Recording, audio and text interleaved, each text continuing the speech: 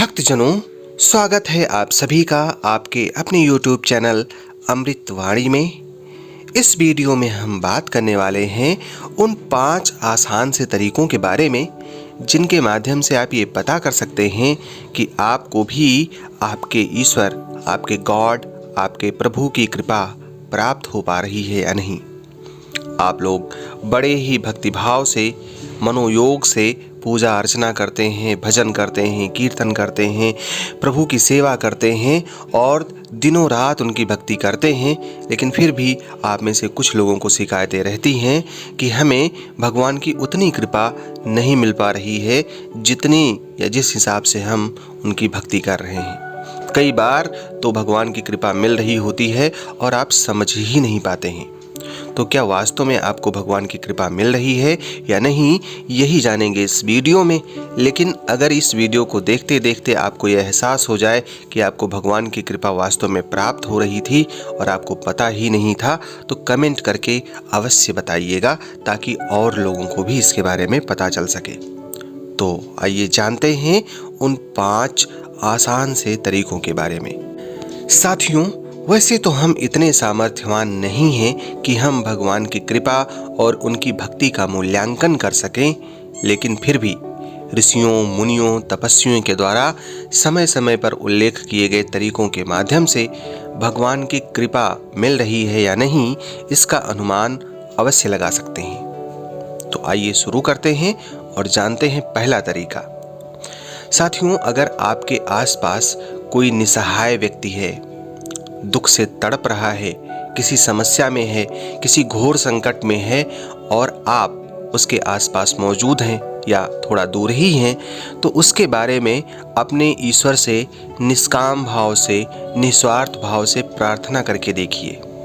अगर आप उसके पास में हैं तो उसके शरीर पर, उसके हाथों में अपना हाथ रखिए और अपनी आँखों को बंद करके भगवान से उसके बारे में प्रार्थना कीजिए। अगर कुछ ही समय में, कुछ ही देर में आपकी प्रार्थना स्वीकार हो जाती है, उसका दुख, उसकी तकलीफ़, उसकी समस्या का समाधान हो जाता है, तो ये मान लीजिए कि भगवान की बहुत बड़ी कृपा आप पर प्राप्त हो रही है।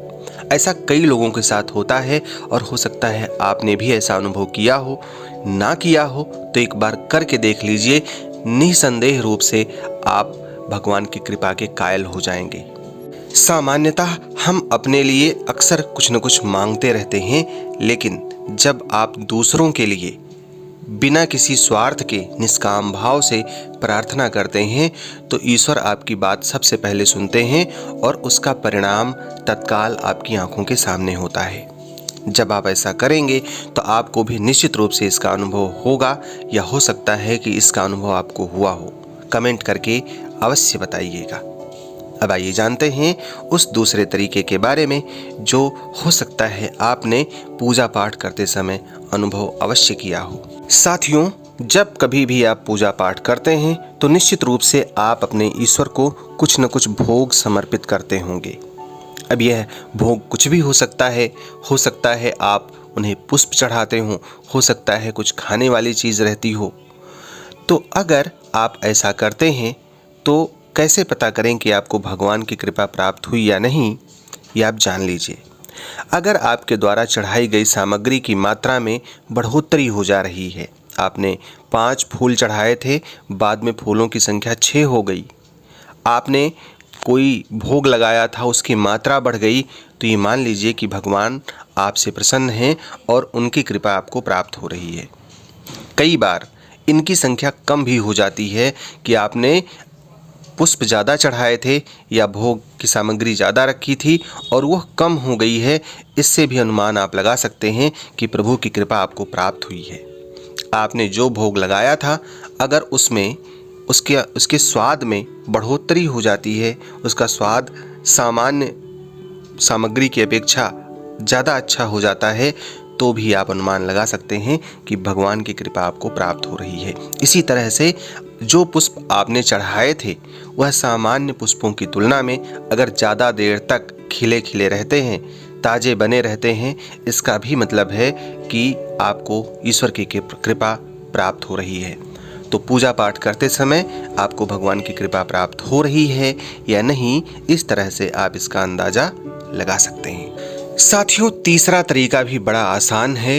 हो सकता है कभी आपने एकांत में अपने ईश्वर को याद किया हो, चाहे किसी वजह से याद किया हो या बिना वजह के ही याद किया हो, और आपके आसपास के मौसम में परिवर्तन आपने महसूस किया हो। जैसे हवा नहीं चल रही थी, हवा चलने लगी, वहाँ पर कुछ भी नहीं था फिर भी फूलों की महक आने लगी, वहाँ पर आपको अद्भुत तरीके का माहौल नज़र आने लगा, या फिर आपके कानों में घंटे घड़ियाल की आवाज़ सुनाई देने लगी।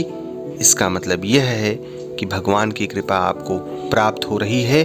और बहुत से भक्तों ने इसके बारे में कई बार जिक्र किया है कि ऐसा उनके साथ अक्सर होता है। जब वो सोने जाते हैं या जब वो एकांत में होते हैं तो उनको सुगंध महसूस होती है, उनको अपने आसपास का वातावरण सुगंधित महसूस होता है, प्रसन्नचित्त महसूस होता है, और उनके कानों में तरह तरह की ध्वनियाँ सुनाई देती हैं। यह भी भगवान की कृपा का ही एक परिणाम है, एक अनुमान है, जिसको आप आसानी से अनुभव कर सकते हैं। चौथी बात सुन करके आप आश्चर्य में आ सकते हैं, या हो सकता है आपने इस पर कभी ध्यान ही न दिया हो, या ध्यान दिया भी हो तो आप कभी इसके बारे में किसी से जिक्र ना करते हो, आपको संकोच होता हो, लेकिन बात एकदम सही है। कई बार आप मजाक में भी कोई बात बोल देते हैं और आगे चलकर वो बात सही हो जाती है। कई बार आपके मुंह से निकले हुए शब्द अक्षरशः सही हो जाते हैं। आपको होने वाली घटनाओं का पूर्वानुमान हो जाता है कि आगे चलकर क्या होने वाला है, या आप जिसको कोई भी सुझाव देते हैं वह सुझाव आपका काम कर जाता है और उसका बिगड़ा हुआ काम बन जाता है। अगर ये चीज़ें आपके साथ हो रही हों तो ये मान लीजिए कि भगवान की कृपा आपको निर्बाध रूप से प्राप्त हो रही है और आप बहुत ही भाग्यशाली इंसान हैं। अगर ऐसा है तो कमेंट करके अवश्य बताइएगा, क्योंकि बहुत से लोगों के साथ ऐसा होता है, या आपके आसपास में कुछ लोग ऐसे अवश्य होंगे जिनको इस बात का एहसास भी नहीं होगा, लेकिन उन पर भगवान की कृपा है।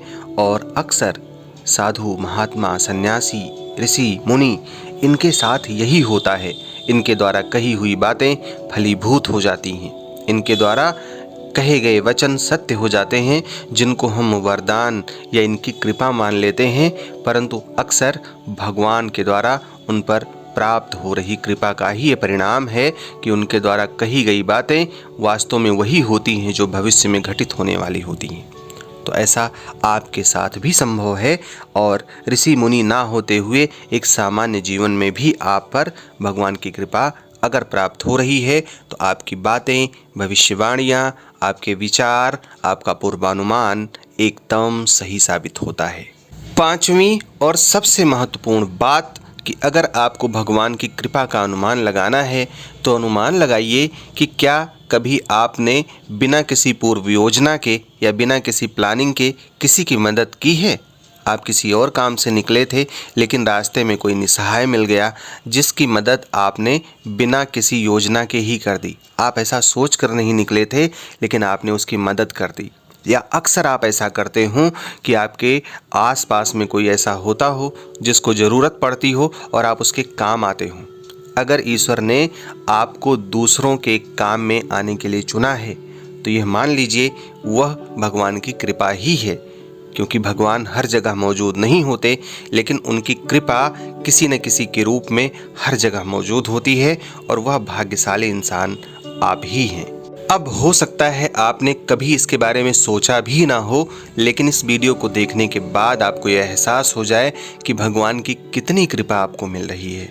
कितनी बार आप पर भगवान ने कृपा की और आप समझ भी नहीं पाए कि ईश्वर की कृपा आपको प्राप्त हो रही है।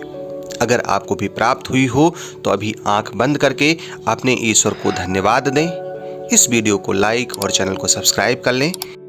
हमारी प्रभु से यही प्रार्थना है कि वो आप पर अपनी कृपा बनाए रखें और आप उनके कृपा पात्र बने रहें। मानवता की सेवा आपके द्वारा होती रहे, इसी शुभकामना के साथ आपका बहुत बहुत धन्यवाद, बहुत बहुत आभार। आपका दिन मंगलमय हो।